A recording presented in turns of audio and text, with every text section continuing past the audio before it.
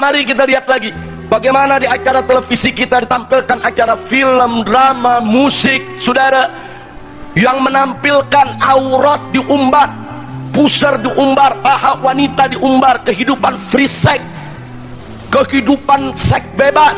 Nggak sampai di situ, bahkan ditayangkan di televisi kita bagaimana kehidupan perempuan-perempuan serumah dengan laki-laki tanpa nikah.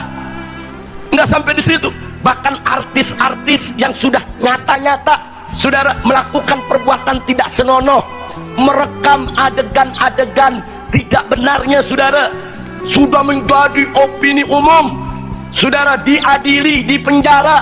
Tapi begitu keluar dari penjara dijadikan pahlawan oleh televisi, disediakan aneka ragam acara untuk dia menjadi presenternya, untuk menjadi daripada pembawa acaranya.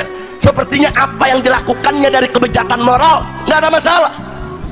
Lihat anak-anak gadis kita sekarang yang pamer paha, yang pamer ketiak, yang pamer auratnya, yang pamer pusernya, saudara. Bagaimana mereka meniru goyang ngepornya, goyang ngecornya, segala macam goyang-goyang erotis, saudara. Fakta. Dan berapa banyak anak-anak gadis kita saat ini, saudara, yang bunting sebelum nikah. Dan berapa banyak saat ini, saudara, dari jajak pendapat di sekolah-sekolah, di SMP, di SMA, yaitu siswi-siswi sekolah yang sudah tidak perawan padahal mereka masih berstatus sebagai pelajar. Nah, sekarang siapa yang mengajarkan mereka free sex? Siapa yang mengajarkan mereka untuk bunting sebelum nikah? Siapa yang mengajarkan mereka untuk umbar aurat? Bukan kiai, bukan ustadz, bukan habaib, bukan masaih, bukan pesantren, bukan madrasah, bukan majlis taklim, bukan tabligh akbar. Semua yang mengajarkannya adalah televisi, saudara. Real, diajarkan oleh televisi, saudara. Jangan lupa, apa yang dilihat, apa yang didengar, saudara, itu pengaruhnya besar di dalam membentuk karakter daripada masyarakat yang ada di sekitar kita. Makanya Allah sudah ingatkan dari 15 abad yang lalu, saudara, dalam Al-Quran, inna sam'a wal basara wal fuada kullu ulaika kana anhu mas'ula. Ini pendengaran, ini pandangan, saudara, ini jiwa kita, semua akan diminta pertanggungjawaban oleh Allah, saudara, untuk merusak jiwa kita, saudara. Makanya Allah akan minta pertanggungjawaban. Hati-hati, pendengaran, pandangan mata, saudara, itu bisa merusak jiwa atau sebaliknya untuk membangun jiwa, saudara. Rasulullah Sallallahu Alaihi Wasallam uswatun hasanah, suri tauladan yang baik di setiap aspek kehidupan. Sholatnya paling bagus, puasanya paling bagus, zikirnya paling bagus, zuhudnya paling bagus, tahajudnya paling bagus, aneka ragam amal ibadahnya paling bagus. Tapi sungguh pun begitu, Nabi tidak pernah melupakan untuk turun menegakkan amar ma'ruf nahi munkar, saudara. Dan Nabi juga tidak lupa untuk mencabut pedangnya, mengangkat senjatanya tatkala dibutuhkan untuk membela agama. Takbir!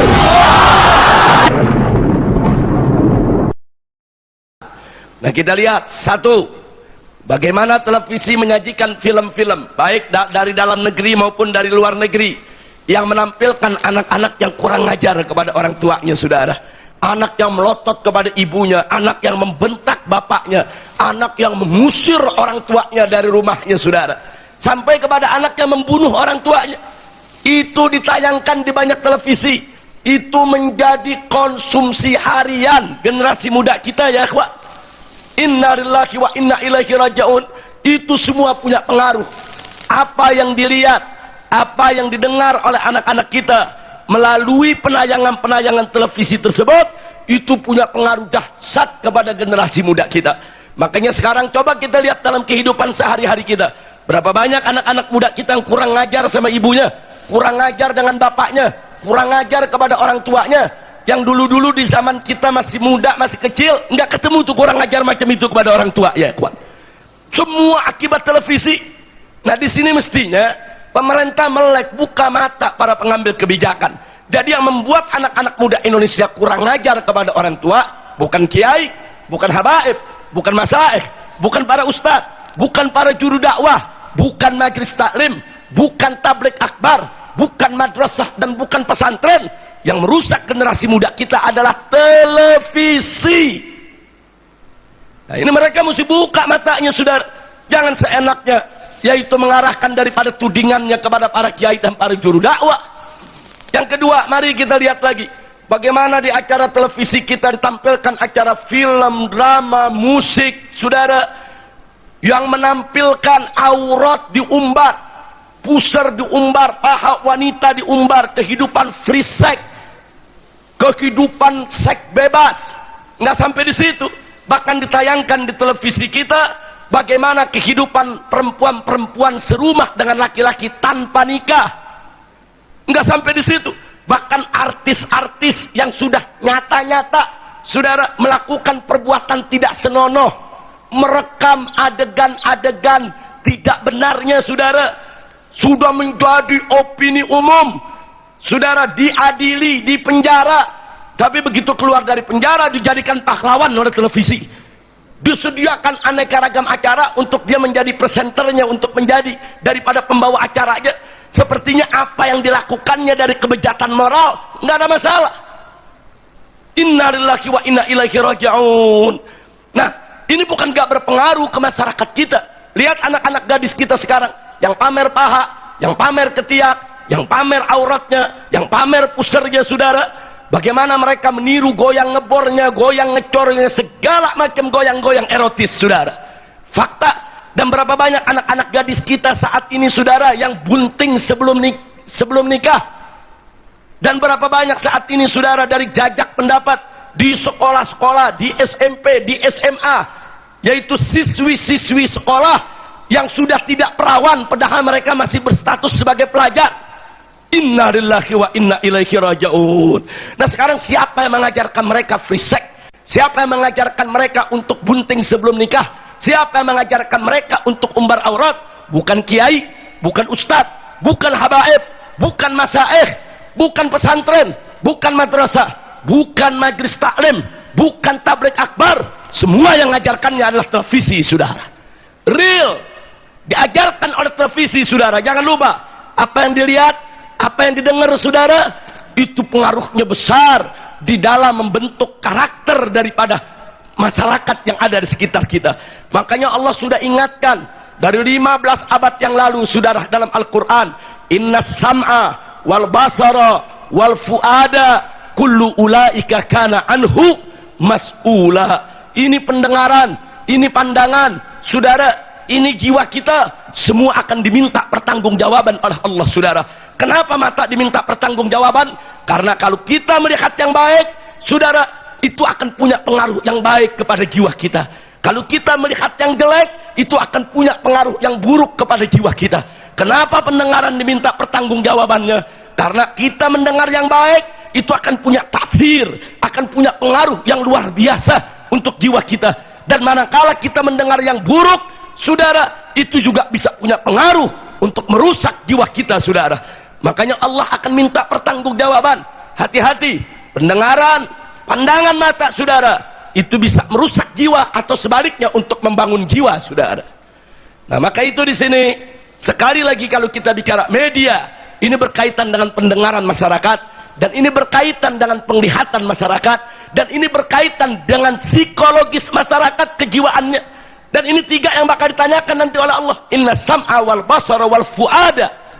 Pendengaran, penglihatan, dan jiwanya, saudara, akan diminta pertanggungjawaban oleh Allah subhanahu wa ta'ala. Enggak sampai di situ. Oh, di televisi, saudara, ditayangkan kelompok anak-anak muda yang bangga dengan geng-geng motor, yang ngetrek, kebut-kebutan, saudara, kesana kemari, punya pengaruh di tengah masyarakat, saudara. Berapa banyak generasi muda kita saat ini dari Sabang sampai Merauke membentuk geng-geng motor, ngetrek, saudara, di jalan-jalan umum, bahkan mengorbankan jiwa, saudara, hampir tiap hari. Ini siapa yang mengajarkan anak-anak muda kita untuk ngetrek, untuk menjadi geng, untuk mengganggu ketertiban masyarakat? Bukan ustadz, bukan kiai, bukan dai, bukan masyaikh, bukan habaib, bukan para guru, bukan majelis taklim, bukan tabligh akbar, bukan. Itu yang mengajarkan televisi, saudara. Kemudian kita lihat lagi di televisi, saudara, berbagai macam gaya hidup. Dari mulai cara berpakaian, cara berjalan, cara bersikap, saudara, semua ditayangkan oleh televisi, diajarkan kepada masyarakat kita. Apalagi kalau yang nonton anak-anak kecil, saudara, yang masih kosong ilmu agamanya, yang masih muda dipengaruhi dengan apa yang mereka lihat dan apa yang mereka dengar, saudara. Jiwa mereka dirusak. Sekarang kita lihat di televisi, saudara, apa-apa yang diharamkan oleh Islam justru di televisi itu dijadikan sebagai gaya hidup, saudara. Kita lihat bagaimana televisi dengan bangga menampilkan artis-artis, saudara, dengan tatonya, saudara. Tato di muka, tato di tangan, tato di kaki, ditiru oleh anak-anak muda kita. Nggak peduli itu anak muda apakah laki-laki maupun perempuan, saudara. Tatonya ditiru, cara berpakaiannya ditiru, sampai anak lelaki yang pakai anting ikut niru, saudara. Dan sekarang pertanyaan kita, siapa itu yang membentuk anak-anak muda kita model begitu, saudara? Siapa yang mengajarkan mereka untuk mentato diri, untuk merusak diri, untuk berpakaian dengan gaya-gaya yang tidak islami? Bukan ustadz, bukan kiai, bukan pesantren, bukan habaib, bukan masyaikh, bukan dai, bukan juru dakwah, saudara.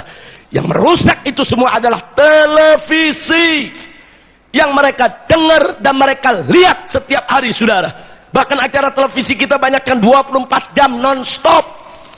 Inna lillahi wa inna ilaihi raji'un. Pemerintah buka mata dong. Buka mata, jangan cari kambing hitam. Begitu ada kejadian yang disalahkan kiai, yang disalahkan ulama, yang disalahkan masyaikh, yang disalahkan tabligh. Buka mata mereka, saudara. Apa yang terjadi di sekitar kita saat ini bukan sesuatu yang sulit untuk kita dapatkan buktinya, saudara. Sehari-hari kita lihat, sehari-hari kita alami, saudara. Kewajiban kita berjuang, bukan menang, saudara. Intinya jalankan saja perjuangan. Menang kalah urusan Allah. Itu yang dijalankan oleh Sayyidina Abu Bakar Siddiq. Karena keimanannya yang kuat, keikhlasannya yang luar biasa, ketakwaannya yang tinggi, Allah berikan anugerah berupa kemenangan.